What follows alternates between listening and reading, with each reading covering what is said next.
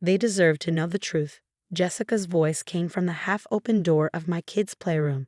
Your mom isn't really your mom. She's been lying to you. I froze in the hallway, gripping the laundry basket so hard my knuckles turned white. Through the crack in the door, I saw my sister-in-law sitting with my 2 kids, pretending to care while she tried to turn them against me.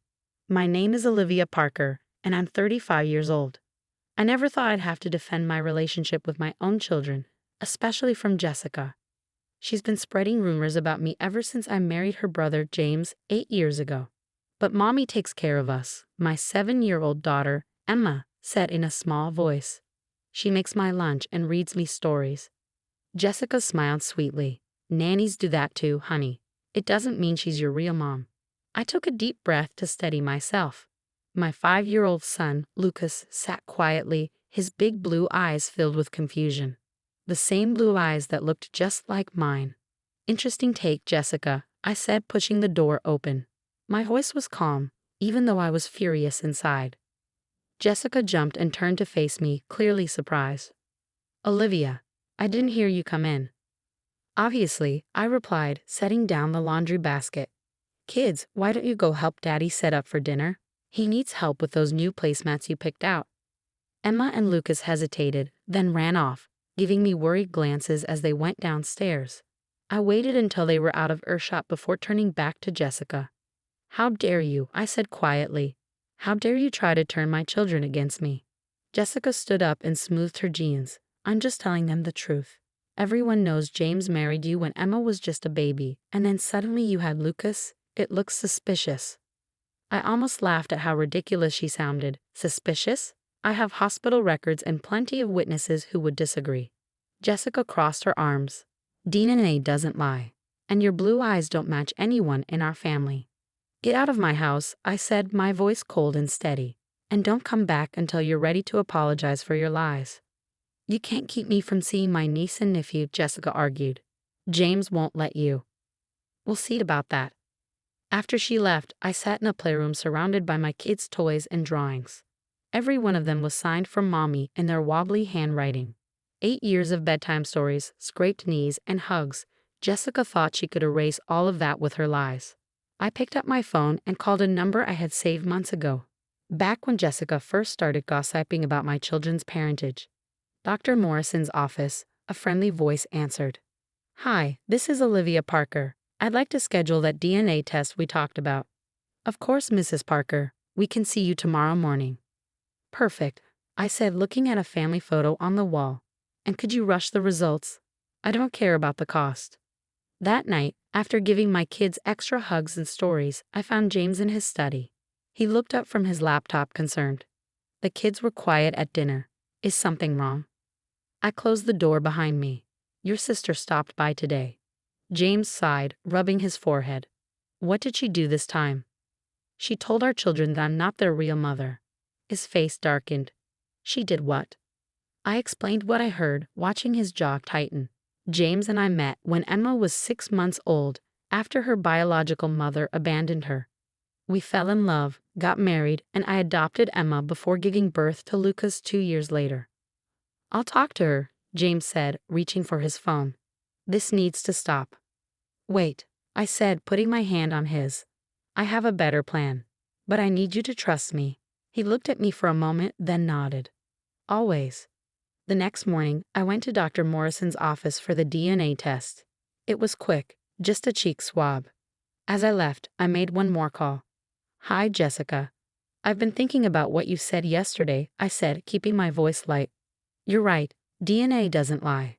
Why don't you come over next Friday? We can look at the results together. She paused. Fine, but don't expect me to apologize when I'm proven right. I smiled. Oh, I'm not expecting that. Not yet. As I drove home, I thought about the other set of results that would be arriving with mine. Jessica had recently taken a DNA test too, and working as a nurse at the hospital had its perks, like knowing which tests were being done and on whom. Jessica had her own secrets, ones she was trying to hide by spreading lies about me. But in 1 week, the truth would come out. Some lies come back to haunt the ones who tell them. I pulled into the driveway, watching Emma and Lucas play outside with James. My children in every way that mattered. And soon, everyone would know that too.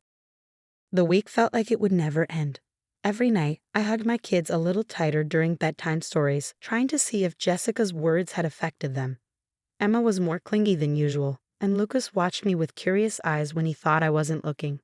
"Mommy," Emma asked one night as I tucked her in, "why did Aunt Jessica say those mean things?" I sat on the edge of her bed, smoothing her dark hair that looked just like her father's. Sometimes people say hurtful things because they're unhappy inside, but that doesn't mean those things are true. "Daddy said you picked me," she whispered, hugging her stuffed rabbit close. I smiled and kissed her forehead. "I did. I chose you when I adopted you, and then we were blessed with Lucas. Being a mom isn't just about DNA, it's about love." On Thursday afternoon, 2 envelopes arrived. My hands trembled as I held them. One was my DNA test, which confirmed what I already knew. The other was Jessica's genetic screening, the secret she was trying to hide. I put both envelopes in my desk drawer, ready for tomorrow's showdown. That night, James found me looking at old photos in our bedroom. He sat beside me, concern in his eyes. "You okay?" I showed him a picture from the hospital when Lucas was born. Jessica was there that day. She saw me give birth. How can she say he isn't mine? James put his arm around me. "She's been jealous of you from the start. I think she's scared of losing her place in Emma's life." "But I never tried to replace anyone," I said. "I just love them both." "I know," he whispered. "That's what scares her." Friday morning was bright and clear. I set up coffee and pastries in the living room, arranging everything carefully. James took the kids to school, giving me time to prepare. At exactly 10 o'clock, Jessica showed up, perfectly dressed and ready for the fight. "Come in," I said calmly. "Coffee?" She looked at me suspiciously but followed me inside. "Let's get this over with. Where are the results?" I poured her a cup of coffee. "First, let's talk about why you're doing this." "Doing what?" she snapped. "Telling the truth." I sat across from her, studying her face. "No, trying to break my bond with my children." "Is it because you're afraid of your own secret getting out?" Her cup rattled against the saucer. "I don't know what you mean." "Don't you?" I took out both envelopes. One is my DNA test, proving that Lucas is biologically mine and that I adopted Emma. The other, I paused, watching her face go pale, is your genetic screening. Her eyes widened. You had no right. "And you had no right to lie to my kids," I shot back. "Here's the deal. You're going to open my DNA results first and then apologize to my children for lying to them. And if I refuse," I tapped the second envelope, "then everyone will find out about your own genetic condition, the one you're so desperate to hide." Jessica looked at the envelopes, her hands trembling. Realizing she was trapped, she reached for the first one. The DNA results were clear. She read them twice, her face getting paler each time. "This doesn't change anything," she whispered, but even she didn't believe it. "It changes everything," I said firmly. "You have a choice. Make this right, or I'll open the other envelope." Tears filled her eyes. "I was trying to protect our family." "No, you were trying to protect yourself. But hurting my children wasn't the answer." A tear ran down her cheek. "How am I supposed to face everyone if they find out?" I softened my voice. "The same way I face challenges, with truth and love. Your genetic condition doesn't define you, but your actions do." She looked at the second envelope, fear in her eyes. "If I apologize and make things right, will you keep this private?" I reached out and took her hand. "Yes, because no matter what, you're still family." That afternoon, when Emma and Lucas came home from school, Jessica was waiting with me in the living room. Her makeup was perfect, but she looked different, softer, almost nervous. I took a deep breath. "Kids, Aunt Jessica has something to say." Emma held her backpack tight, half hiding behind me, while Lucas stood tall, his little chin up. My brave kids, already so protective of our family. Jessica got down on her knees so she was at their level. "I need to say sorry," she said, her voice shaky. "What I said about your mommy, it was wrong."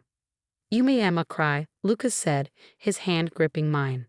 "I know," Jessica whispered, her eyes sad. "I was wrong to say those things. Your mommy is your real mommy in every way that matters. She loves you more than anything, and I never should have made you doubt that." Emma peeked out from behind me. "Then why did you say those mean things?" Jessica looked at me, then back at the kids. Sometimes grown-ups say hurtful things when they're sad or scared. But that doesn't make it right. I love you both, and I'm so sorry for hurting you. The kids looked at her, their faces serious as they thought about her words. Then Emma stepped closer and gently patted Jessica's hand. Mommy says we should forgive people when they say sorry and mean it. Tears filled Jessica's eyes. Your mommy is very wise. That night, after the kids were in bed, Jessica stayed behind. She stood by her car, her shoulders tense. Thank you, she said softly, for keeping my secret and giving me a chance to make this right. I nodded. We all have struggles, but we don't have to face them alone. She hesitated. Would you come with me to my next doctor's appointment? I've been scared to go by myself. I surprised us both by hugging her. Of course. That's what family does. Over the next few months, things changed. Jessica's test results had shown a genetic condition that terrified her.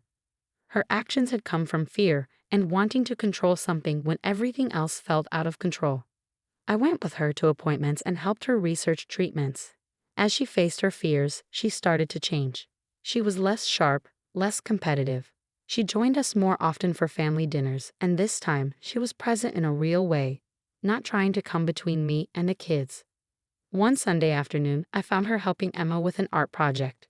They were surrounded by glitter and paper, laughing together. Look, Mommy, Emma said, showing me a colorful family tree. She had included everyone. Me, James, Lucas, both sets of grandparents, and Jessica. Family wasn't just about blood. It was about love and choice. It's beautiful, sweetheart, I said, meeting Jessica's eyes. She smiled, a genuine, warm smile. Emma wanted to understand what family means, Jessica explained. And I think I needed that lesson too. Later, as we watched the kids play outside, Jessica admitted, I used to be jealous of you. It seemed so easy for you to fit into this family, to be their mom. I thought that if I could prove you didn't belong, it would make me feel more secure. And now? I asked. She watched Lucas showing off his superhero moves, his face glowing with pride. Now I see that love isn't something you have to compete for. There's enough for all of us. That night, as I tucked Emma into bed, she asked, Is Aunt Jessica okay now? She's working on it, I said, stroking her hair. Just like we all try to be better every day. I'm glad she's not sad anymore. Emma mumbled, her eyes closing. And I'm glad you're my mommy. Me too, baby, I whispered. Me too. In the end, it wasn't DNA that made us a family. It was our choice to love, to support, and to forgive each other. Jessica's journey became part of our story, not one of anger and hurt, but one of healing and growth.